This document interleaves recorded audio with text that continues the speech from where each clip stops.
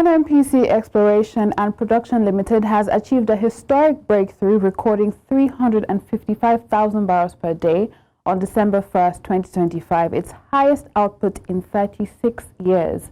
The milestone confirmed by the NNPC Limited signals a major turnaround in Nigeria's struggling upstream sector.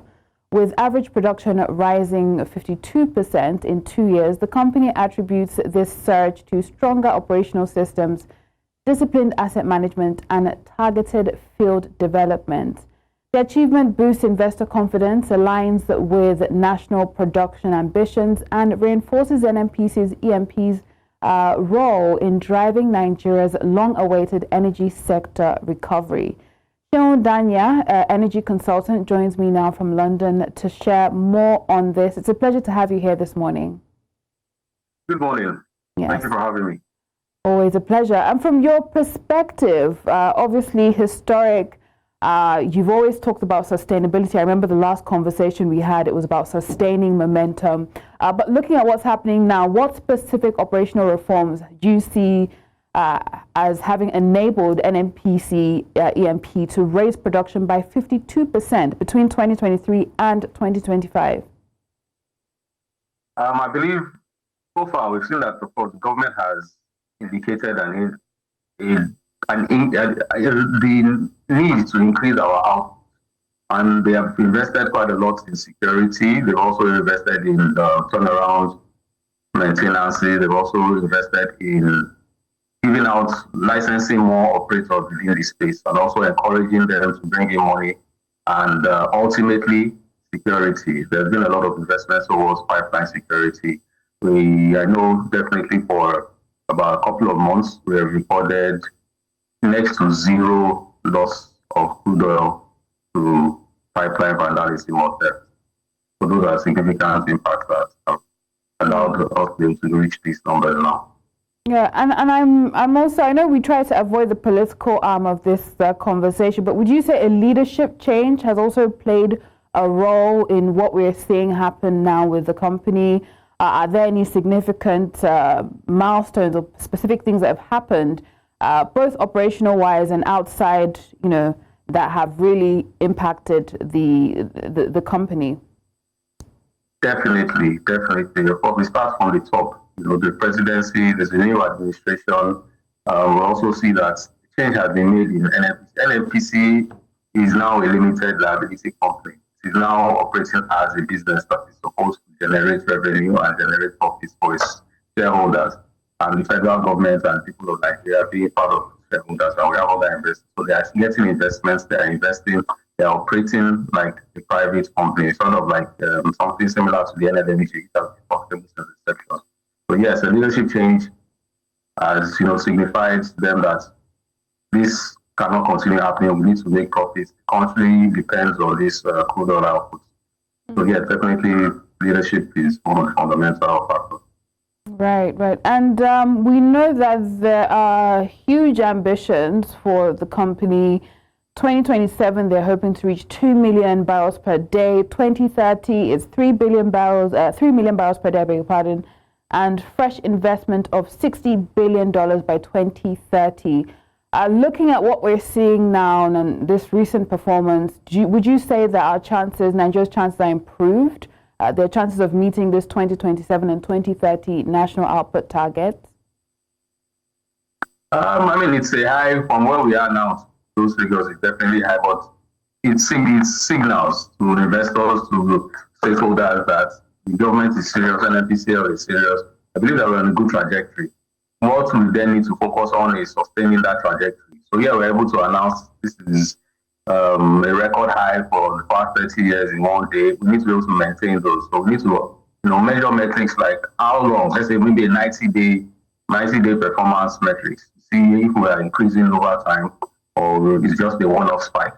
Basically, we also need some little more information as to what is actually going on. Are they just pumping the existing oil fields, the wellheads? Are they opening up new, or are there any discoveries that have been, done? Are there any projects? Are we drilling new oil? Are we found new oil? So if we have more of this information, but yeah, definitely on this trajectory, it's bright, and we believe that we can see So we can get to those numbers by 2030 for sure. Okay, optimistic, obviously. You mentioned investors, and I'm wondering what this signals to investors at the moment. What more would they need to see to boost their confidence in Nigeria's oil sector, and perhaps even, more investment from them? Investors will definitely, the news of zero loss of crude to pipeline vandalism or theft is definitely something that investors are already happy about. How long we can sustain that is something they will definitely be looking out for. But then when they see that even NNPCL, which is a government company, is being profitable, and despite all the bureaucracy, they definitely will start looking into the operations of independent companies, private companies, and of course, if the NNPCL is reporting this kind of numbers, evidently that the private sector would also be doing very well. But yeah, investors would then see that yes, Nigeria is then serious about protecting investments.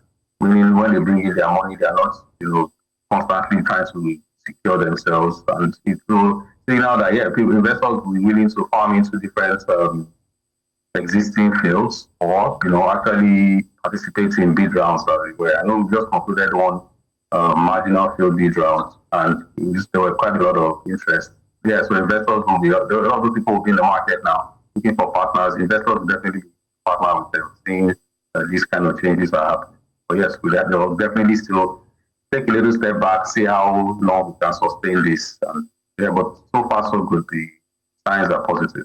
I'm looking at some of the pledges we've seen, the promised investment. I think it's about $18 billion, if I'm not mistaken, at the moment within the sector. But yeah, I need to get the MOB right. But we do have that 18 figure dollars within the sector. What's your assessment of what we're seeing come in and the pledges we're seeing within the sector at the moment? So there are two things to consider.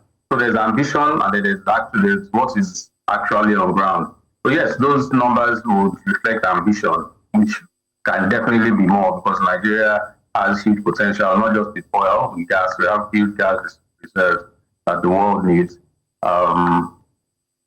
Also, we then need to ensure that as we reflect on these things, we are able to communicate to the broader world that we are serious for business.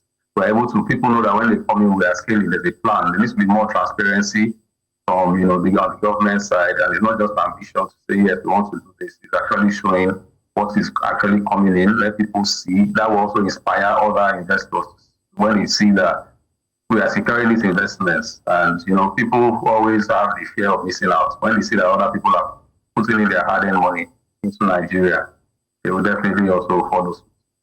Right. Yeah, and it's 18 billion, and hopefully, we see it being utilized to the max, and it encourages others to perhaps have some sort of FOMO, as you've pointed out, and we see more of that investment trickle in. By 2030, we're looking at $60 billion when it comes to fresh investment within the sector. So we'll see how all of that pans out. But governance, we know that plays a role. We've touched on this a little bit and how perhaps that has gotten us to where we are. But let's dwell on this a little more. What role would you say governance restructuring under the PIA, what role would you say that has played in this production rebound? Definitely signaling the positive things. It has also, for this production, the ultimate thing has been, security aspect. In terms of what the government has done with the PIA, you see that enabled, a lot of downstream players to actually even acquire assets from quite a number of the IOC. We've seen more local participation within the ecosystem. And of course, when we have more local participation, it reduces communal issues, which are one of the major challenges that the IOCs were having or managing their fields within small communities. So we have more local participation, and the local, the indigenous companies are also spending, contributing and developing these host communities significantly. So which is also what we can translate into security. So I believe, the government's passage of the PIA and implementation is actually is yielding its results. So some of these things we don't see at the beginning, but then as the years unfold, we start to see them little by little. And this is one of them.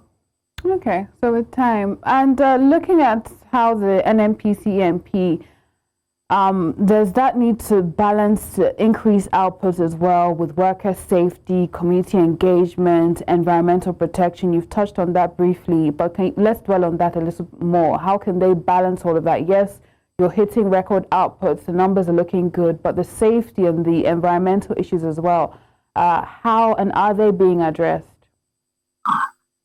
So fundamentally, the oil and gas sector is one of the most scrutinized industry because we all know that oil operations are very volatile and the losses that could occur are very huge in terms of environmental degradation.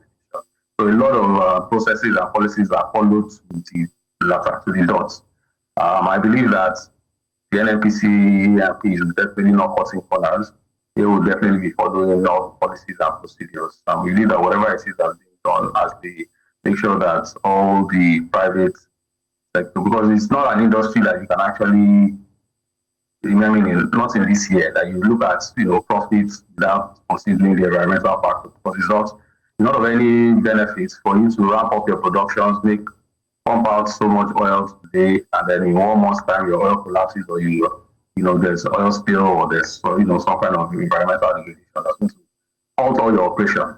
So everybody makes sure that they follow, and I know for sure that the NNPC or the new administration, they are following all those things and ensuring that environmental safety is very important. Work-life balance within the oil and gas industry. HSE is one of the most fundamental parts in the oil and gas industry that's taken very, very seriously. That is health, safety, and environment. And the NNPC E&P and other operators follow that diligently.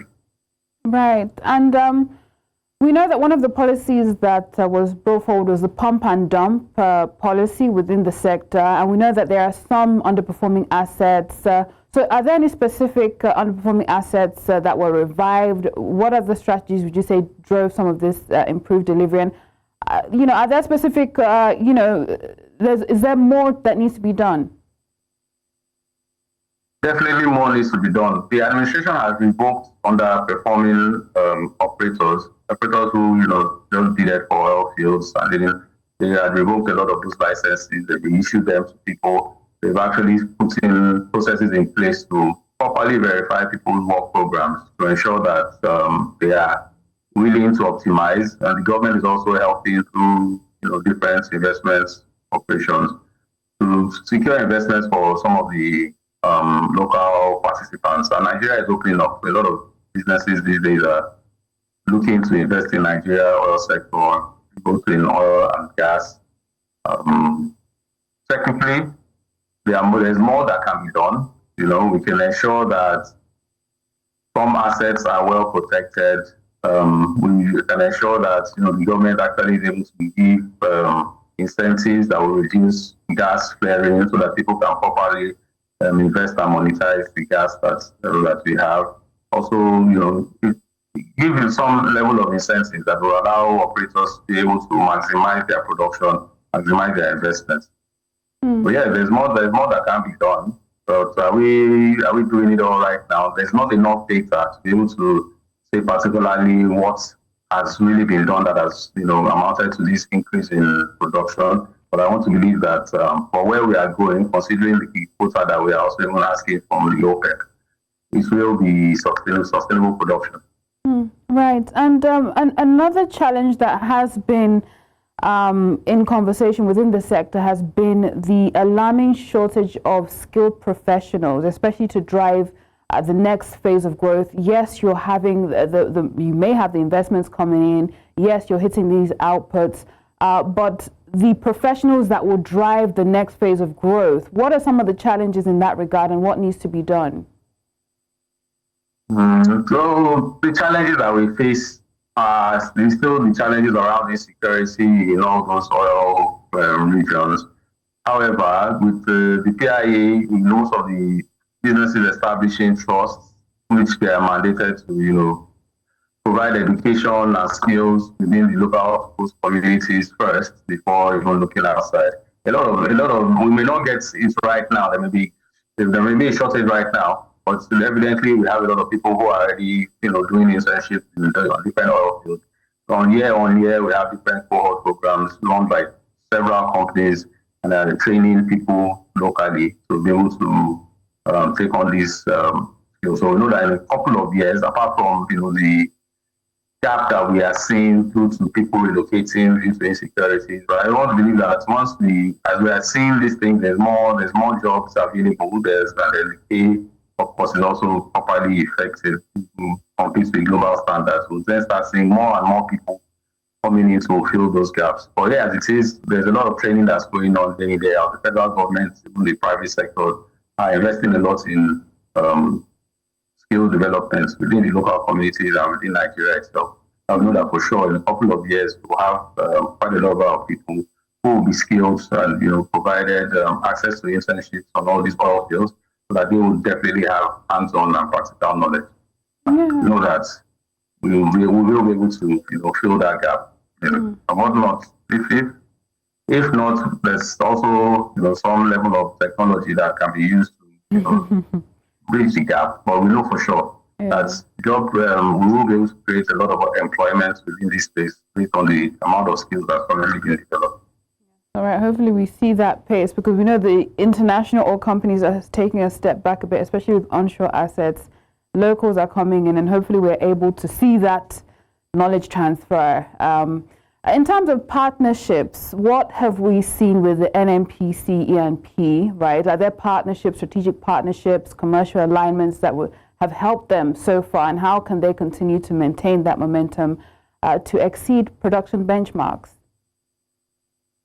So far, so good. There's nothing new in the horizon as far as I know. But I know for sure that on a regular basis, the NNPC is also constantly talking to security experts. There have been several contracts that have been given out protecting our pipelines, which we see have been yielding results. Evidently, we also have businesses, existing consultants and contractors who have been, who are working with them in terms of optimizing what we currently have.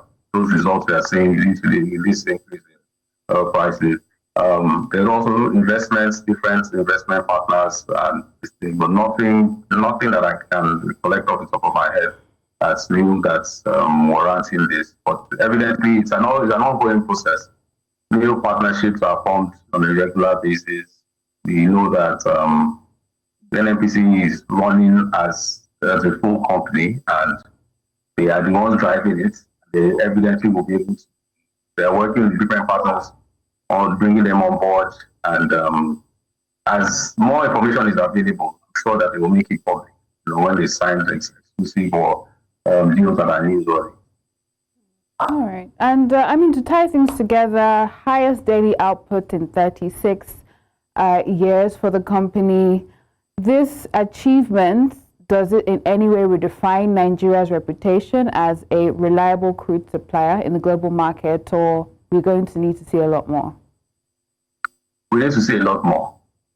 When we sustain it for, say, maybe 90 days plus, or actually increase, I'll see this increasing, then it starts to signal to people back that, yes, Nigeria is still now, a serious producer, and it gives us more leverage to, discuss and be on the table when they're discussing oil prices globally. We have more ability to negotiate with the likes of OPEC and the rest when it comes to crude pricing. So that puts us back on the table for discussion, or not immediately. This thing was 1st of December. We need to look at it. We need to revisit it by February, March next year to see how we have sustained it for 3 months plus.